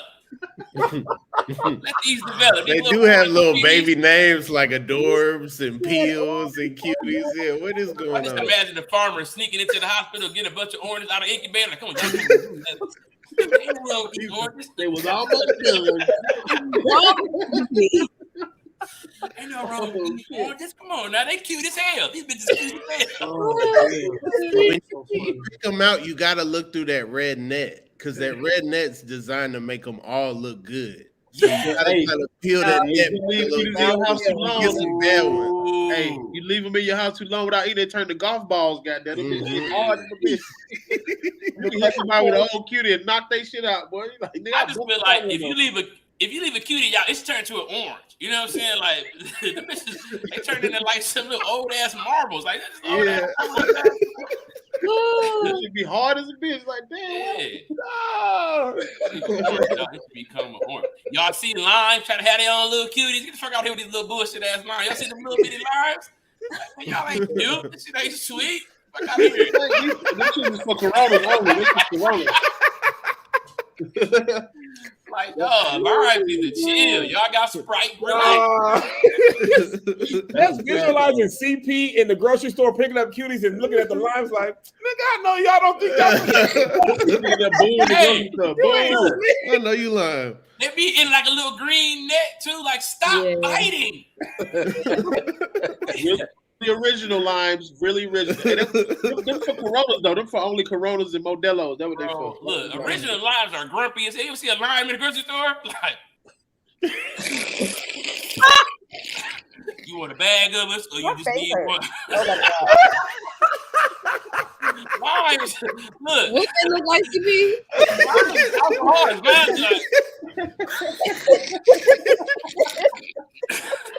What you gonna peel a bitch? What you trying to do?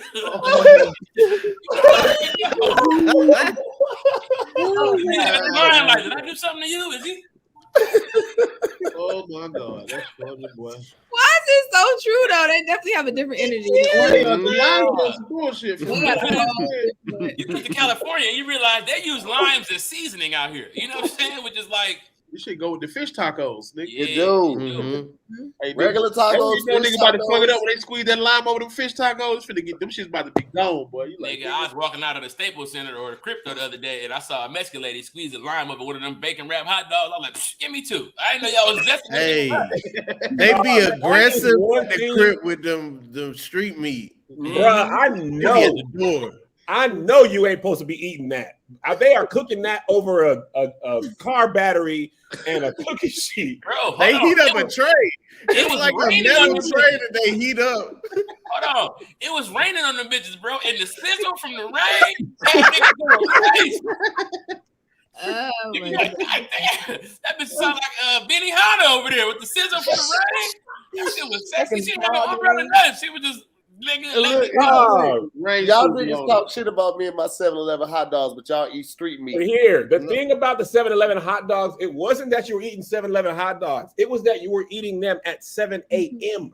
That's when I was up, nigga. Breakfast people are drinking coffee. We go on the set. People drinking coffee. They drinking vitamins. Tahir pull up to the green room with two hot dogs. It's 7:03. What are you doing? Nigga, breakfast could be anything. I like my breakfast sandwiches to be hot dogs. Tahir, you the only person that wear beanies and glasses and still eat 7-Eleven hot dogs, bro. The hot dog didn't even go with the fit. You have some fast 7-Eleven with the fits, and you still going in there. This how on them. All right. This how I stay humble. But you set yourself for a good 10 a.m. wild shit though. It's gonna be a shit. The 7-Eleven hot dogs don't do it for me. That street meat though, I've never had a danger dog and not taking the explosive shit like 20 minutes at. Not ever. Oh, it's worth it. Yeah, they're so good. Colon cleanse is a cleansing process. Nah, when I used to be at All Dev, I used to get two. If I was walking by myself to my car, I used to get two of those. And then go home and have to eat dinner. Be like, oh man, I'm gonna eat this whole thing. I'm so hungry, babe. Let me just have this whole spaghetti. Like I didn't have pre-dinner. So Ken, you was out here street meat cheating. I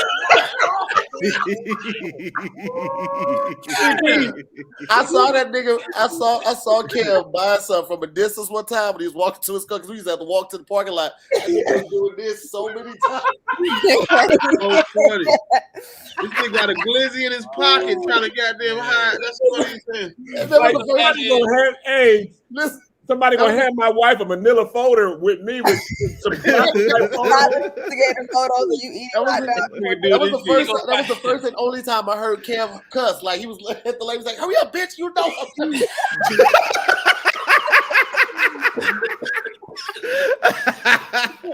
Oh my god! This nigga, yeah. Hey, this nigga come home and found one of them long cupcake holders. Like, yeah, what is this? It was in your jeans. What is this? I can explain. Y'all explain nothing. Street meat cheating is hilarious. This nigga out here. Your wife be livid if you ain't starving when you get home. Like, I was nigga, an hour of traffic, man. I need something to hold me over. I see walk in like a marathon. They hand you a cup of juice. You like the world. Have y'all ever got yourself something to eat without getting your wife something to eat? CP, Kev, Tahir? Once or twice, and man, please. Did it end? How did it end? I'm gonna tell you something. You learn when your wife is pregnant. You learn to never do that. Before that, you be like, get your own shit. But when they pregnant, you see the pain. Like you had a streak meat, and you just like you can bring two of them bitches. You know what I'm saying? Like pregnancy cravings, and it's the thing that's different is it's you did this to me, and I'm suffering. Like you did this, and you just living your life. You just waking up, walking. You can laugh and sneeze. You don't gotta pee on yourself, and now you don't even bring me no ribs after what you've done. I'm like, we wanted to have a baby. Nah, we didn't want nothing. This is your child. You did this to me. They get the cussing you out the way. Weak ass nigga, seeing your feet. Hoe ass nigga, looking at your feet. My wife pregnant. I was up in the ante. I was raising the bar every time she wanted to do some fat shit. She was like, let's get some Wendy's and Frosty. I was like, let's dip the fries in the Frosty. She like, that what's up. Yeah. You gotta do that. Like, by the second kid, I learned, like, man, look, I'm having cravings too. You know what I'm saying? Like, I think I'm so empathetic. I was having cravings too. My back was hurting and shit. I'm like, what's wrong with us? Yeah, you definitely eat with your girl. Like, y'all be eating the same shit. You be sitting there with ice cream and chicken and pickles and dumb shit. What the fuck? You got to keep some pickles in the house with some olives. Like my wife loves olives. Yeah, really. I love olives. I just started eating olives. When we did our show in London. I think it was a second time when I took my mom in there with us. This was the first time I had really had an olive flavor. We found some weird Mediterranean restaurant on some beaten ass path, and the dude recognized me from All Depth. Man, that motherfucker gave us probably $500 worth of food and charged us $40. But it was the first time I had tried olives, and I was hooked after that, nigga. I'm big olive energy. All the olives. Give me all olive energy. I feel like early on, somebody told you olive was a vegetable, and you've been away from it ever since. You finally came back. You're trying to make olives sound exotic. Yeah, right, I'm over in Europe. Give me $500 worth of olives. Like, man. that was $1. That was $7 worth of olives. Papa John's got olives, man. Everybody took that story in and was like olives. Hey, I ain't gonna lie. Y'all ever had the olives? They got the jalapeno in the middle. Oh, I didn't know that. We put y'all on some shit. Look at that. I ain't fucking with that. My wife had a jar, and then we sat there and watched House of Potomac for 2 hours eating them bitches. Dog. When you be relationships, when you be into your wife's show, it be so funny because I always start off walking down the stairs like, what is she watching? Right. Then next thing you know, you open the refrigerator, you looking over. And then by 30 minutes, you like, now Danielle went over here and said she lied. How she gonna tell that girl she ain't invite her to the party? That's how I always lying. That's her problem. Kev, I know you feel me. You ever walk in and your wife is watching This Is Us and she's crying like a motherfucker, and you like, man, what did Sterling do today?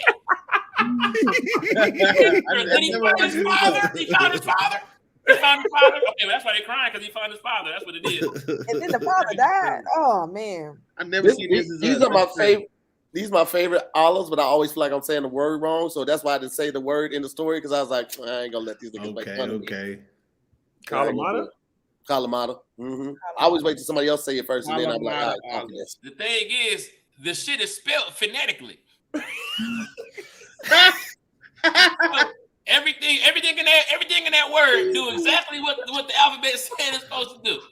Hey, we don't been tricked so many times. We ain't trusting all that phonetic. That word goes straight.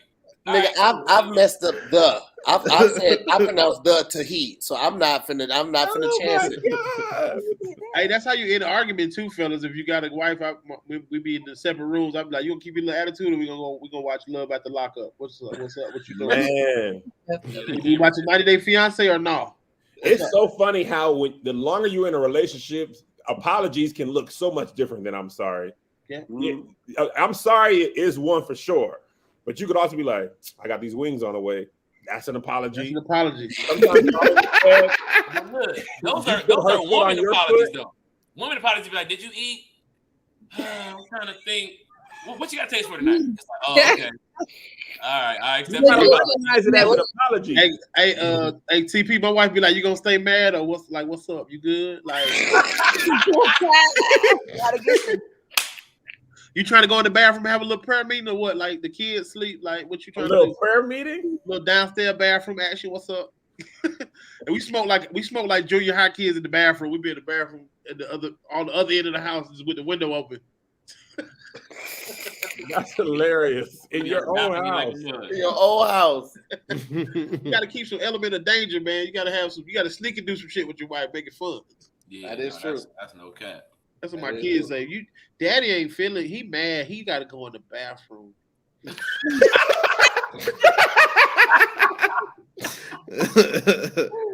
Every time I'm telling you off the tablet, you need to go in the bathroom or something. No, nigga, get off the goddamn tablet. Damn. Why we all got the same kids, bro? Wait a minute, Kev. Speaking of this, dog, your kids is growing up at a rate that's scaring me, bro. Man, bro, JoJo went in like, you're both for my dad. I feel like, you know, he's a good dad. That was the funniest fucking skit. He's like, he said, like, he just so gangster, JoJo. He been waiting for that. He said, I used to cuss. That nigga sound like he lifting weights for this Adam's apple. Like, give me the 35. Hey, Kev, I hope you're ready. Yeah. Hey, Kev, I hope you're ready. He gonna challenge you to a fight in about 7 months. Yo, low key, like, he's country strong though. We be wrestling and low key, I be like, all right, stop.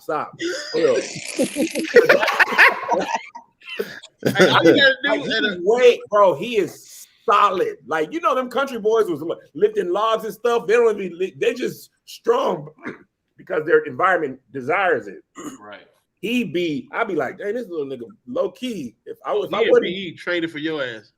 Yeah, but I'm telling you, the thing about his voice is why it's so crazy for people is because if you follow me for a long time, you've literally heard him be like, hi, hello, I'm 5 years old. Yeah. And now nigga got a fro and stuff. He all moves slow. It's weird to me to look back and be like, dang, nigga, you sound, and their voices are deeper than mine because I'm not trying to sound deep. But they be like, yeah, it's cool. And they're up here now. Low key, one time I came home, that nigga was peeing. I was like, what nigga is in? Who's peeing here? Deep clean, this shit sound deep when we hit the toilet hard. I'm streaming it. Hey, Ken, what you don't see is your son that doing pull-ups in PE class talking about JoJo on Stage Studios. He got one hand. JoJo on Stage Studios. Yeah, I like to bring it at. He got doing one hand pull-ups, nigga. All right, well, man, listen, it's about that time for us to get up out of here, man. I hope y'all had a good show. Definitely want to thank all my guests for coming through. We had Mel Mitchell, Keisha E. Ronnie. Kev hopped on. He was only supposed to stay on for a little bit. He hung out with us. Rob Haze hopped on the last minute. Of course, CP did the same thing. So I'm going to make way for everybody to tell you what they got going on, what you should look out for, where you can follow them at, all of that. Also, their cash apps are up right now. So if y'all want to go ahead and bless them with a little something right there, you could do that as well. And I guess we're starting with CP. CP, you up first. Oh, what up, though, man? Yeah, last in, first out, huh? Fuck it. Man, 2 Funny Tuesdays. Every other Tuesday, Los Globos. Every Thursday at the Comedy Store. I just the ink is dry. I just booked a role, man. I'm about to be in Toronto for like 6-7 weeks. Congratulations, filming. Yeah. So yeah, man, you in Toronto. I'm about to be throwing shows up there. So y'all need to tap in. And yeah, man, shout out to Hulu. Shout out to Natasha Rothwell. We're about to get it going. Hey, There it is. That's dope. There it is. Yes. Amazing. Yes. Yes. Let's go with Rob next. Ooh, it's not gonna do it. Okay. I don't know how to switch that to the thing. Okay. I'm just keeping it on this one. Boom. Appreciate all the cash apps. I will be at the NFL Honors. You can watch that on NBC Thursday before the Super Bowl. Also, Motherland every Wednesday and Eagle Rock at Cozina Filipina. Good Heroin every Saturday at Stories in Echo Park. And listen to the Inconsistent Podcast with Rob Haze on all your streaming platforms. We just launched a Patreon, so if you want to, pay, then you got some exclusive content for you. So check that out. All right, there it is. Keisha E, what's up? Y'all can follow me on Instagram. I post everything I have going on there. It's Keisha.e. I have some shows coming up around LA. I'll be also opening up for the Cocktails podcast if y'all follow them in February. Some college shows coming up, but I'll post everything there. Shout out to thank you for everybody for the Cash App, Sandra Jackson, Brandon Reese, Mario Dion Cia. I might be pronouncing that wrong. Shout out to Eric. Eric sent me some money for being his second favorite Detroit comedian after CP. Thank you. So specific with the shit too. He was very specific, but I got love for you. I'm like, okay, thank you. There it is. So yeah. There it is. KevOnStage. Vote for me for the NAACP Image Award for Outstanding Social Media Personality. Other than that, get KevOnStage Studios or get a ticket when we come to your city. Link in my bio to show you where we're gonna be at. Okay, bye. All right. Ronnie Jordan. What's up, man? Y'all I didn't know we were doing our Cash App, so that's why I have my website. It's $ Ronnie Jordan. If you guys want to contribute to the DoorDash fund that I'm ordering.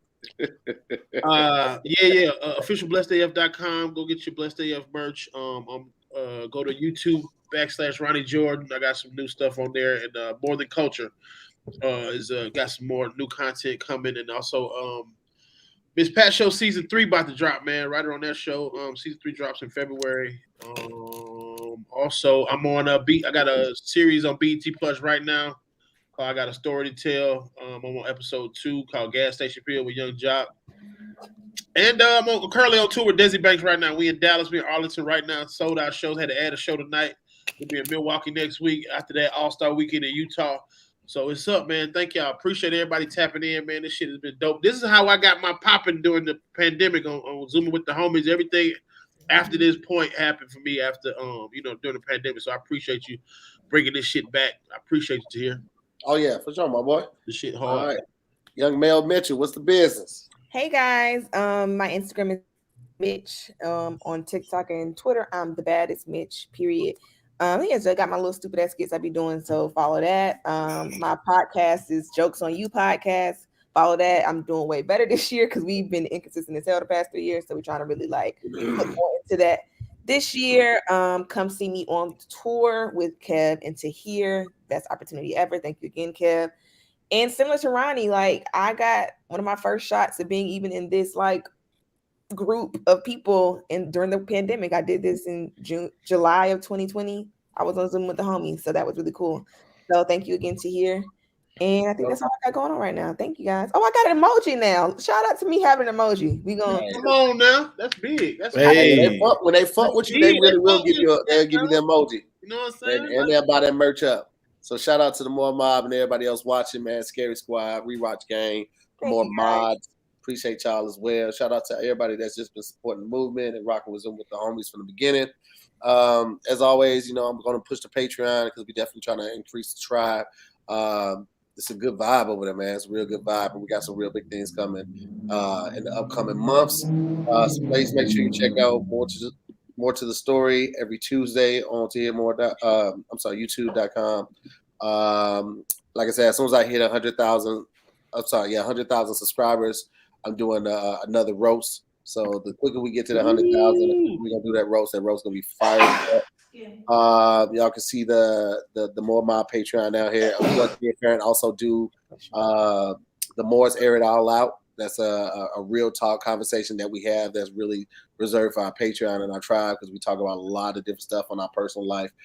Just trying to shed life on stuff and also educate and just give, little tips and stuff to the people that may be interested or curious about certain things. Farren has a new show coming out called Secret Menu. It is not about food. I would just tell you that much. It's her and Keisha, so you can kind of guess which direction they're going with that. It's so nasty. I won't even go on the show. Currently on tour with KevOnStage, man. I think we're going to be on tour to like the middle of August. So go to KevOnStage.com to grab your tickets for that. Yeah, man, make sure you like the video, subscribe to the channel, and check out my Instagram. Even though they demonetized me, I'm still going to be posting videos. So I appreciate y'all. We'll be back next Sunday on another episode of Zoom with the Homies. Shout out to all my amazing guests. We appreciate y'all. We love y'all. Y'all take it easy. Peace, guys.